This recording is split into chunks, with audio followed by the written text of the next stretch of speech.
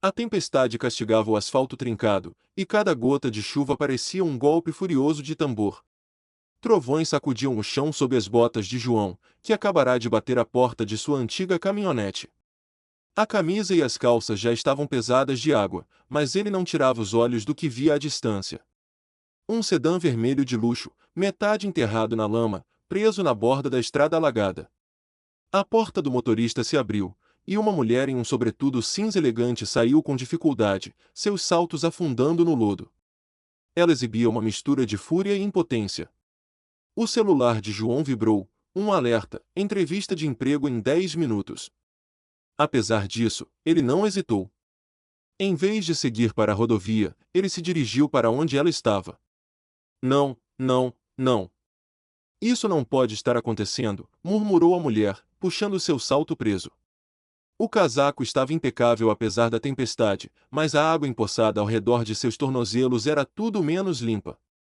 O cabelo escuro grudava em suas bochechas, e a máscara de cílios borrada nos cantos dos olhos.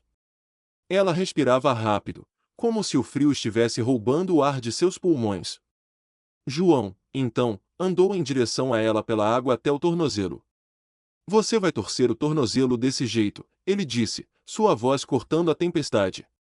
Ela se virou, assustada, e seus olhos examinaram o homem alto em uma camisa de flanela desbotada, calças sujas de lama e um boné de beisebol protegendo seu rosto do pior da chuva. Estou bem, ela respondeu, tentando soltar o sapato. Não, não está, ele respondeu, agachando-se para segurar o salto e puxá-lo com um forte puxão. Ele a entregou o sapato sem olhá-la. Entre no carro. Eu resolvo isso, disse ele. Você nem me conhece, ela falou, segurando o sapato como se fosse uma prova em um tribunal. Senhora, não preciso te conhecer para ajudar. Você está atolada. E eu tenho uma caminhonete. Ela hesitou, observando-o voltar para seu veículo. A caminhonete parecia mais velha que ela, com ferrugem nas rodas.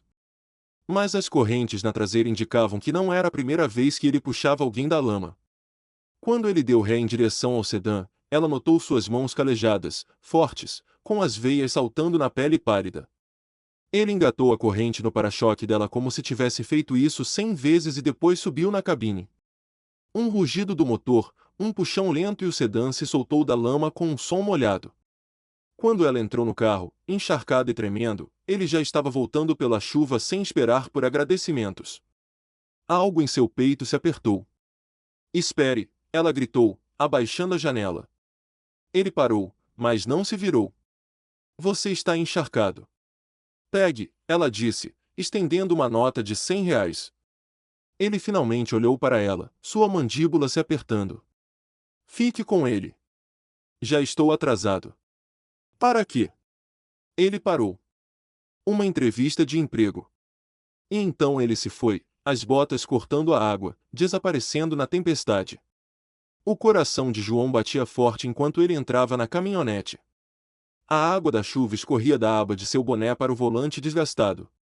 O relógio no painel o encarou, 9h12. Sua entrevista tinha começado às 9 em ponto. Ele ligou a chave e a caminhonete gemeu, os limpadores de para-brisa rangendo no vidro rachado. Perfeito, ele murmurou, pisando no acelerador. A velha caminhonete chacoalhava em cada buraco enquanto ele corria para o centro da cidade, a mente repassando as perguntas que havia preparado por semanas. Mas, no fundo, ele sabia que não importava. Ninguém espera por um cara como ele. A 3 quarteirões do prédio do escritório, o trânsito parou completamente devido a um acidente. A chuva havia transformado todas as ruas em rios. E mesmo se ele estacionasse e corresse, ainda estaria atrasado. Seu peito se apertou, não apenas de frustração, mas com o peso que o oprimia há meses, aluguel atrasado, os sapatos de seu filho caindo aos pedaços, contas empilhadas tão alto na mesa da cozinha que pareciam um segundo emprego. Quando ele chegou ao arranha-céu, já era quase 10 da manhã. A recepcionista mal olhou para ele antes de dizer, eles já passaram para o próximo candidato. Sua voz era fria, eficiente, como se já o tivesse descartado. A garganta de João ficou seca. Posso pelo menos. Desculpe, senhor, ela o interrompeu. A agenda do gerente de contratação está cheia. Você pode se candidatar novamente em 6 meses. 6 meses? Ele não sobreviveria 6 semanas sem trabalho fixo. Ele forçou um aceno, engolindo o nó na garganta. Obrigado pelo seu tempo. Lá fora, a chuva tinha se acalmado para uma garoa, mas não importava. Ele se sentia mais frio agora do que quando estava na estrada alagada. Ele enfiou as mãos nos bolsos e começou a longa caminhada de volta para a caminhonete. No meio do caminho, um elegante SUV preto parou ao seu lado, com as janelas fumê brilhando apesar do céu cinzento. A janela do passageiro deslizou para baixo e ele parou. Era ela, a mulher da lama. Ela não tremia mais, parecia composta, com o cabelo arrumado e o casaco impecável novamente. Você perdeu, não perdeu? Ela perguntou, sua voz mais suave desta vez. Sim, ele disse, se mexendo desconfortavelmente na calçada molhada. Mas você está a caminho, então valeu a pena. Ela o estudou por um momento, seu olhar firme. Então, entre. João franziu a testa. O quê? Entre no carro, ela repetiu. Eu te devo mais do que sapatos secos. Algo na maneira como ela falou, calma, decisiva, como se estivesse acostumada a dar ordens e ser obedecida, o fez abrir a porta e entrar sem dizer mais nada. O motorista partiu e, pela primeira vez, João notou os detalhes sutis dentro do SUV, os assentos de couro costurado, o leve perfume caro e uma pasta em seu colo com o logotipo prateado de uma empresa que ele já tinha visto em algum lugar. Ela olhou para ele, com um leve sorriso nos lábios. Sou Clara Rezende, ela disse. CEO da Rezende Tech. João piscou, o nome o atingindo como um trovão. Rezende Tech, a mesma empresa da qual ele acabará de ser dispensado. João a encarou, o zumbido do SUV preenchendo o silêncio. Você é a CEO? Ele perguntou, a descrença pesando em sua voz. Clara inclinou a cabeça, estudando como se estivesse lendo linhas que só ela podia ver. Até onde eu sei, sim. Seu tom era leve, mas seus olhos eram afiados. E, a menos que eu esteja enganada, você estava a caminho de uma entrevista na minha empresa esta manhã. A mandíbula de João se apertou. Sim, estava. E você a perdeu porque parou para me ajudar. Ele deu de ombros. Você estava atolada na chuva. Não parecia uma escolha. Os lábios dela se curvaram. A maioria das pessoas teria passado direto ou pegado meu dinheiro e ido embora. Mas você não. O motorista fez uma curva e o SUV começou a subir a estrada sinuosa em direção a um aglomerado de torres de vidro que se erguiam acima da cidade. João só tinha visto aquele distrito de longe, geralmente enquanto entregava pacotes ou coletava sucata para ganhar um dinheiro extra. Agora ele estava lá, tão perto que podia ver seu reflexo nas janelas espelhadas. Li seu arquivo, Clara disse de repente. Meu arquivo, ele franziu a testa. Sim, ela disse, batendo na pasta em seu colo. Fico de olho em todos os candidatos para certas posições. Você estava na minha lista para uma vaga de coordenador de logística. Sabe por quê? João balançou a cabeça devagar. Seu currículo é pouco convencional, ela continuou. Veterano da Marinha, 2 menções por bravura, dono de pequena empresa por 3 anos, voluntário em um abrigo comunitário. Você não é apenas qualificado, é engenhoso. Mas o RH disse que você nunca passaria pelo processo formal. Muito bruto, ela disse. O estômago dele se apertou. Eles estavam certos. Eu nem cheguei a entrar na sala. Ela se recostou, cruzando as pernas. Esse é o defeito do sistema. As pessoas erradas decidem quem tem uma chance. Eu prefiro ver por mim mesma. O olhar dela se suavizou. E esta manhã, eu vi. João desviou o olhar, encarando a chuva que escorria pelo vidro fumê. Eu não estava tentando impressionar você. Eu sei, ela o interrompeu. Esse é o ponto. O SUV diminuiu a velocidade, entrando em uma garagem particular debaixo de uma das torres mais altas. Enquanto as portas se fechavam atrás deles, Clara colocou a pasta de lado. Você tem uma chance de provar seu valor, Sr. Carter, ela disse. Não em 6 meses, nem na próxima semana. Agora mesmo. Ele ergueu uma sobrancelha. Qual é a pegadinha? Nenhuma pegadinha, ela respondeu suavemente. Apenas um problema que ninguém mais conseguiu resolver. As portas do elevador se abriram e ela saiu sem olhar para trás. Você me tirou da lama, João. Vamos ver se você consegue fazer o mesmo pela minha empresa. A viagem de elevador até o último andar foi silenciosa, exceto pelo fraco zumbido do motor. João estava ao lado de Clara, ainda pingando água da chuva no chão de mármore impecável. Suas botas rangiam a cada movimento, soando dolorosamente fora de lugar no mundo brilhante e de alta tecnologia ao seu redor. Quando as portas se abriram, a atmosfera mudou instantaneamente. Caos. Telefones tocavam sem parar. Vozes se sobrepunham e a grande tela digital na parede piscava falha do sistema em letras vermelhas. Vários funcionários passavam correndo com pilhas de papéis, seus rostos pálidos e tensos. Clara não perdeu o ritmo. Sala de conferências, agora, ela gritou, e 3 funcionários com cara de executivos sêniores se apressaram para segui-la. Ela gesticulou para João vir com ela. Lá dentro, a sala era toda de paredes de vidro e cromo polido, com vista para o horizonte embaçado pela chuva. Uma longa mesa dominava o centro, espalhada com laptops, xícaras de café e documentos. Um homem de cabelos grisalhos, suado, soltou: Clara, o sistema de rastreamento de distribuição falhou na noite passada. Temos remessas em 6 estados sem localização. Se não o restaurarmos hoje, estamos falando de milhões em multas. Milhões, outro acrescentou, sombrio. E clientes perdidos. Já tivemos 3 ligando para ameaçar rescisão. Clara se sentou na cadeira, calma, mas mortalmente focada. Então consertem, ela disse. A voz do homem de cabelos grisalhos falhou. Senhora, nosso líder te diz que pode levar uma semana, talvez mais. João se mexeu, reconhecendo o layout dos diagramas na mesa, suas sobrancelhas se juntaram.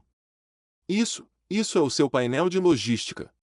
A sala se virou para ele, como se tivessem esquecido que ele estava lá. Os olhos de Clara se estreitaram. Você o conhece?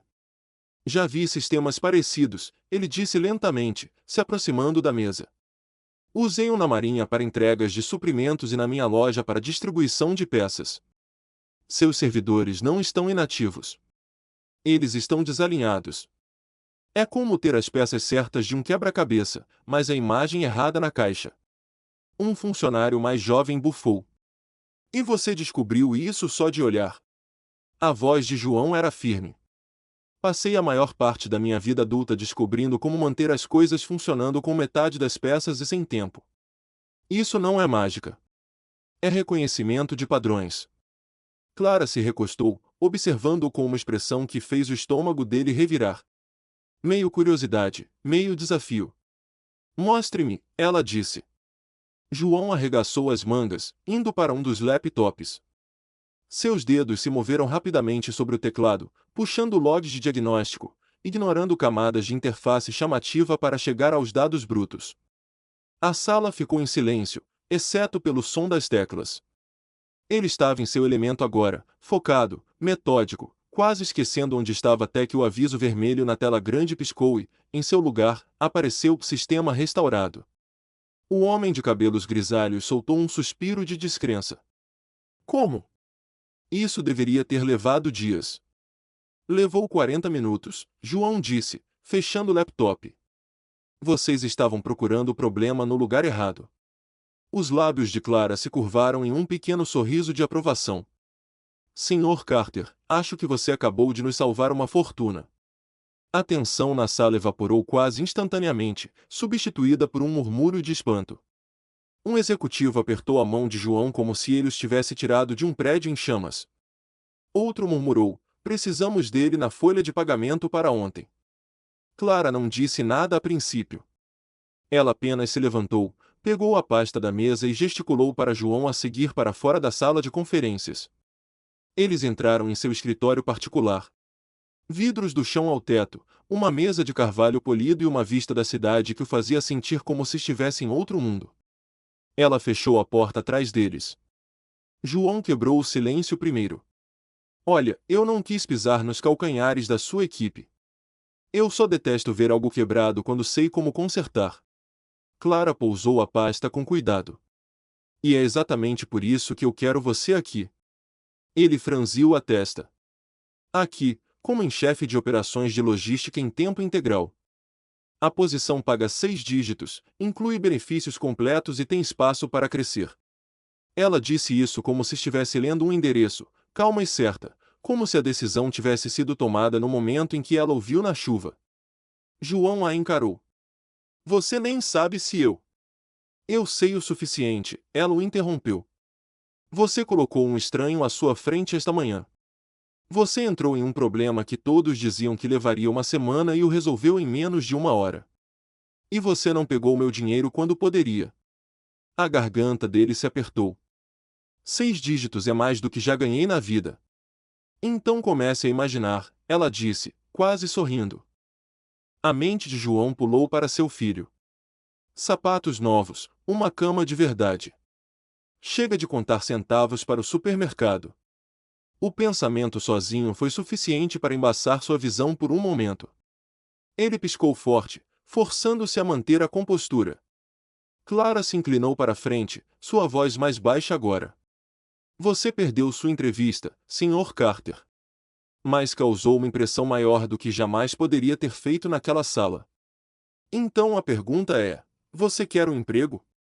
Ele soltou uma respiração lenta. Sim, sim, eu quero. Bom, ela disse, levantando-se e estendendo a mão. Então, bem-vindo à Resende Tech. Ao apertar a mão dela, uma estranha sensação de calor se espalhou por ele. Não apenas alívio, mas a sensação calma e inabalável de que a vida tinha acabado de mudar de uma maneira que ele não podia desfazer. Quando ele saiu do escritório dela, uma hora depois, com o contrato na mão, a chuva havia parado. As ruas da cidade cintilavam sob um fraco sol prateado. E pela primeira vez em anos, João não se sentia atolado na lama. Espero que tenham gostado da história de João e Clara. Se esta reviravolta na vida dele te inspirou, não se esqueça de se inscrever para não perder os próximos vídeos. Deixe um comentário contando de qual cidade você está nos assistindo. Até a próxima!